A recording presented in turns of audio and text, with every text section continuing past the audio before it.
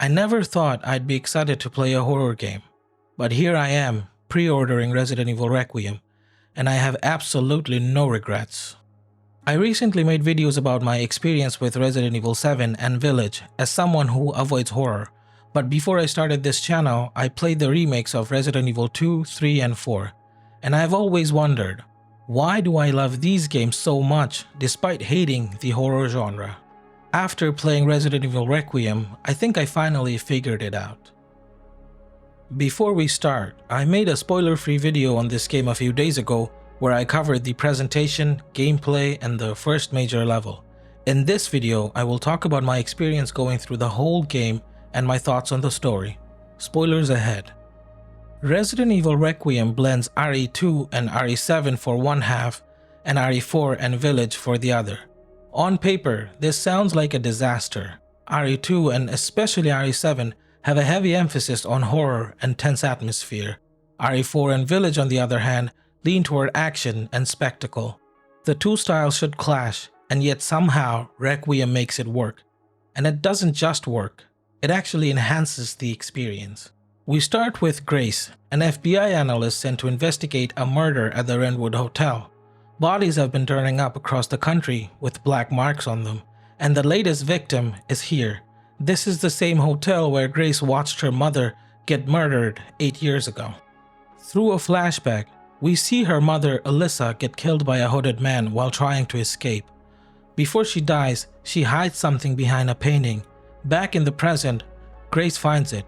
A journal documenting how Alyssa knew she was being followed, and a disc. Before Grace can process any of this, she gets attacked by an infected police officer. After that, she gets taken by an infected man who tells her he's been looking for her. We cut to Leon, who's investigating the same black marks. Sherry, the little girl from RE2 Remake, now grown up and working as Leon's handler, tells him that the man who took Grace is Dr. Victor Gideon. Leon spots Gideon, but loses him when Gideon triggers a zombie outbreak to cover his escape. And then we notice something. Leon has the same black marks on his skin. I genuinely thought Leon was dying in this game after seeing this. Sherry tracks Gideon to the Rhodes Hill Chronic Care Center. That's where we're headed. We cut back to Grace, tied upside down to an operating table. She frees herself, and here we get a taste of her real gameplay. This, for me, was one of the two scariest segments of the game, especially because I switched Grace to third person after this section. The dark, cramped hallways and the first-person perspective definitely gave out RE7 vibes, but it wasn't as scary until I saw this.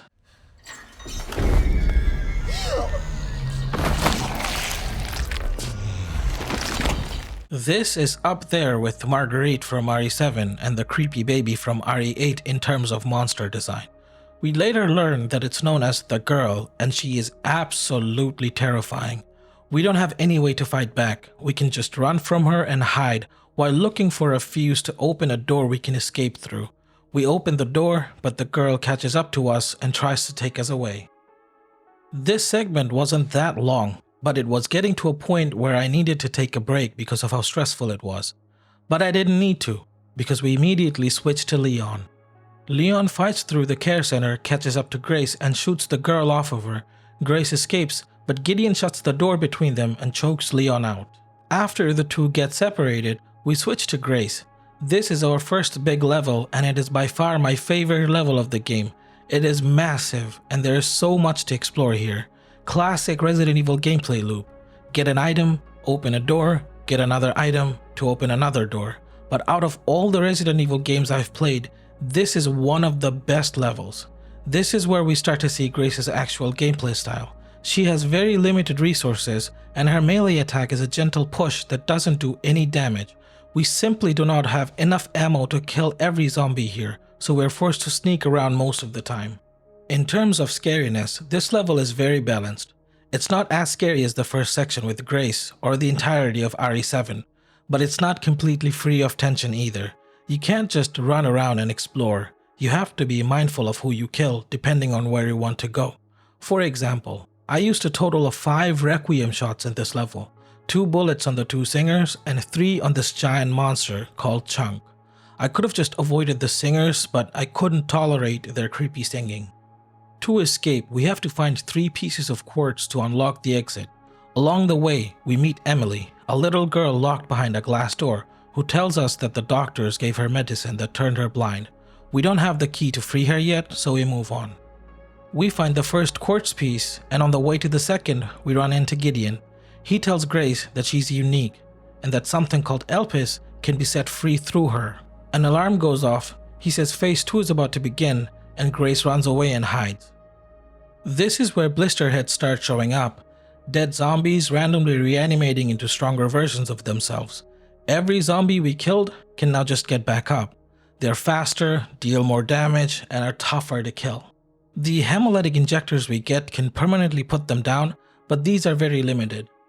We also find Gideon's notebook here with references to Spencer's research. For the third piece of quartz, the safe combination is in Braille. We go back to Emily, carry her to the safe, and protect her while she cracks it. She gets it open and the girl takes her away. Grace goes after them, and we cut to Leon, tied up in front of Gideon. He cuts himself free and Gideon runs away. We fight through the care center as Leon. The enemies that were exhausting to deal with as Grace are now getting demolished by Leon. The contrast is immediate and satisfying, and clearing the care center as Leon means that when we return as Grace, those areas are finally safe to explore freely. In Victor's office, Leon gives Sherry access to his computer. She finds files on Raccoon City Syndrome, a mutated strain of the T-virus. Both Leon and Sherry are infected and dying. She also finds information on Elpis and Grace's connection to it. Back to Grace. We go down into a processing plant, and this is the second scariest section of the game for me. There aren't many enemies, but the girl keeps stalking you the entire time. You can't fight her, and the only way to keep her away is to stay in the light. We spot Emily locked in one of the cells. We need to find 3 joint plugs to restore power to the cells, all while avoiding the girl who won't stop stalking us. We find them, get Emily out, and run for the elevator. The girl attacks us and gets her hand chopped off by the falling elevator. Exiting the care center, in the courtyard we find a helicopter and a man named Harry. He tells Grace to get the keys from the nearby office while he stays with Emily. Grace heads into the office and goes down into a giant lab to find the keys. She overhears Gideon confirm to someone called Zeno that Grace is who they've been looking for and watches him trigger a self-destruction sequence. We fight back to the helicopter and it immediately gets swarmed and crashes. Harry dies and Emily is badly injured. Leon spots the crash and covers them with his sniper until he can catch up and help Grace reach the exit. Grace reaches the water treatment plant and the girl shows up again. Grace puts the injured Emily down to find a way to deal with the girl. We find a way to open the roof, which burns and weakens the girl, and we finally get to kill her. Going back to Emily, we see her lying still. Grace tries to wake her up, but it turns out she's dead. Come on.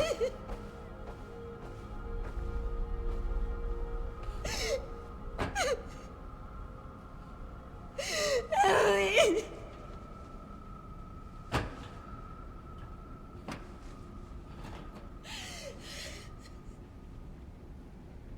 I failed you. I'll be honest, this scene really got to me. Whoever did the acting for Grace did a fantastic job at expressing all the different emotions Grace goes through in this game. Moments later, she starts moving and mutates into a giant monster. Leon shows up to kill the monster, but Grace tries to stop him. Here we are given control of Leon, but whether we shoot or not, Leon ends up shooting the monster and killing it. Grace seems to be at her breaking point and blames herself for Emily's death. She gets mad at Leon for shooting the monster, throws his gun back to him, and walks away. Leon starts coughing up blood as his condition is getting worse. Grace then walks towards the exit and finds Gideon. He tells her that she is where she needs to be and Elpis is within reach. A man named Zeno arrives and tells Grace that they will show her her true purpose. A helicopter arrives and Grace willingly goes with them as she is having a complete mental shutdown. Leon drives to Raccoon City. Sherry, despite getting orders to shut down the investigation, tracks Gideon's computer to the center of the city. Her condition is getting worse too. We play as Leon in the ruins of Raccoon City. and this area feels like a completely different game. It looks different, the structure is different, and this is where we get to see most of Leon's gameplay. It's like a semi-open world with key items and collectibles dotted around the map, and we get to explore the whole area in one chapter. The game basically turns into Resident Evil 4 in Raccoon City, and I loved it. We fight a giant mutated spider here, and this was probably the toughest fight for me in this game. There's also another section later on with zombies shooting missiles, where I died a few times, but other than that, the game has been pretty easy combat-wise. Leon finds a gate with a detonator planted on it, but its parts are missing. At a BSAA camp nearby, he discovers that they are also heading to the center of the city. Sherry tells him that there is no record of the orders for the missile strike on Raccoon City. Then we see Gideon watching Leon through the computer's camera.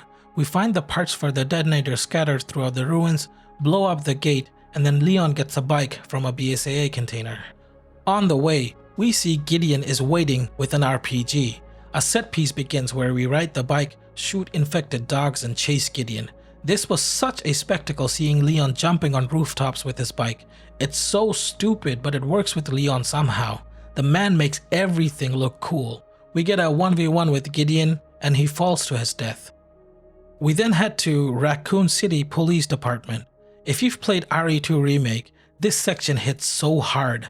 I played it only a couple of years ago, and I highly recommend you play it, even if it's just for this level. It is just full of fan service. If you interact with this lion statue, for example, there's a text saying, "That was a weird puzzle." If you interact with Marvin's desk, Leon says this. Hey, Lieutenant Brenna. Kennedy. Reporting for duty. If you kill the police zombies around the station, Leon tells them to rest easy. We also find the jack from RE2, which we can use again to open the shutters. Most of the station is destroyed, but we can go into the STARS office to find things like Chris's jacket and Jill's beret. There are a couple of scavenger hunts written by Barry Burton as well. It's all just so damn good. Leon finds Grace and Zeno inside the station. Listening in, we learn that Elpis has the power to reset the global military balance and control human consciousness. It's the last virus Spencer ever made. The missile strike on Raccoon City wasn't to stop the outbreak, it was to hide Elpis. Zeno then drops the real twist on Grace. Emily isn't who she thinks she is. She is one of many clones made in an attempt to duplicate Grace. The key to unlocking Elpis is Grace herself. He shows her a video of one of these clones, a girl named Chloe, and her tragic fate. We get to play as Chloe briefly, and by the end of it, she gets taken away and discarded. Grace asks if she was created by Spencer. Zeno says yes, and Grace passes out from the shock. When Leon confronts Zeno, the Tyrant shows up. I was so hyped thinking that this was Mr. X from RE2 Remake, but apparently it's a different Tyrant. We run from him and get out of the RPD. On the way to the orphanage, Leon passes the old gun shop where a father had to kill his infected daughter back in RE2. Inside, he sees the remains of that girl and a prescription next to it with an umbrella logo. This angers Leon. Never again. I got quite emotional at this scene. Seeing Leon expressing sadness and anger because he couldn't protect them adds so much to his character. Soon after, the Tyrant shows up and we finally get to fight him and kill him. This was a fun fight. Being able to parry this giant beast is very satisfying. After that, we go underground through the orphanage ruins and into the ARC facility. Leon fights through soldiers and lickers before facing an elite soldier in a 1v1. People are saying that this is Hunk from RE2 Remake, but I'm not sure. This fight was great too. There aren't many times we see a normal human being fight Leon 1v1 and actually challenge him. We finally catch up to Grace and Zeno. A fight breaks out, Leon starts coughing up blood, and Grace points a gun at herself to stop Zeno from killing him. Leon shoots a support beam and they escape to a disposal area below. Leon then passes out. He wakes up sometime later and we see another great scene where he talks to Grace about his past with Raccoon City and how he couldn't make a difference. Raccoon City was where it all began for me. Where it all happened, I couldn't make a difference. So I am here now. Again, the acting for both of these characters is fantastic.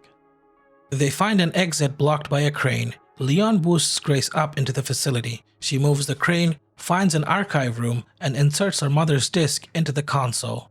A video file titled "The Creator" shows Alyssa interviewing Spencer. He expresses remorse and says he wants people to see the truth. A second file titled "Grace" continues the interview. This scene is important, so I'll just play it here. My research opened Pandora's box, unleashing disaster upon the world. Except Elpis, the goddess of hope? Or so the myth goes. A blind hope. What do you mean? Humans cannot predict when death will come for them. This is why they have hope. I was wrong, and I am plagued by guilt. Is that one of your subjects? Of course not. She was alone in the world. I took her in to make amends. Is she... Perfectly normal. Just an average child needing a home. She is my hope. What's her name? Grace. I only hope it serves as a requiem for those who have passed. So Grace is a normal human being, not one of Spencer's experiments, and from this video, she figures out that the password to unlocking Elpis is hope. Meanwhile, Leon is growing weaker. Grace spots him on a camera, stumbling, rushes to him, and they return to the platform. Leon tells Grace to destroy Elpis. Grace bargains with Zeno. She'll only unlock it if he lets Leon live. Grace approaches the console, and here we get to choose: destroy Elpis or set it free. Now, before I tell you what choice I made, I want to talk about my thought process behind my decision. The entire time, I believed that Elpis is this dangerous virus that will be used to create more bioweapons. But when I saw that interview with Spencer, I knew there would be some kind of a plot twist around Elpis. I didn't know that I would get to choose, but as soon as that choice showed up, I had a feeling that setting Elpis free would give me the good ending. And I was right. I learned later that destroying Elpis causes the death of Leon, but that is considered non-canon, so let's talk about the true ending. Grace enters Hope into the console and a bunch of vials pop out of the machine. Elpis isn't a weapon, it's an antiviral. Spencer created this as atonement for all the lives he destroyed. Zeno injects himself expecting power and gets cured instead, losing everything the T-virus gave him. Victor arrives and he's convinced that his master's plan was to create anarchy by rendering all the bioweapons useless. Zeno, furious at the wasted resources, gets his head sliced off by Victor. Victor stabs Grace, but she rushes to Leon and injects him with the cure. He starts healing immediately, and Victor triggers a self-destruction sequence. We finally get to fight Victor as Leon and defeat him. The place is starting to crumble around them, and Leon tells Grace that he will be with her until the end. A team of soldiers comes and says that Chris Redfield sent them. They are then taken to the surface, but Grace is upset that she couldn't save Emily. Leon says that he didn't shoot any of her vital organs, so there might be a way to save her still. We see that Emily's body is still intact in the care center. In the post-credits scene, we see Grace back in her office sometime later talking to Leon. We learn that both Sherry and Emily are cured and Grace has been taking care of Emily. In the next scene, we see a couple of soldiers at the destroyed ARC facility saying that they took out the remaining BSAA soldiers and are securing the objective before the wolves show up, and the game ends there. If you couldn't tell already, I really liked the story. It wasn't as complicated as Village, and there was nothing I would consider a plot hole. It's a straightforward story with a simple twist at the end, wrapped up in a happy ending.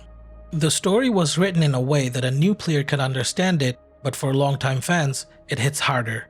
For example, I don't know who the connections are and why Zeno looks like Albert Wesker. I don't think I've even seen Wesker in any of the games I played, but even with some missing context, I still enjoyed the story. Gameplay-wise, this was my favorite among all the Resident Evil games I've played. Leon's combat felt tight and responsive, Grace's sections were scary, and the whole experience was just perfect.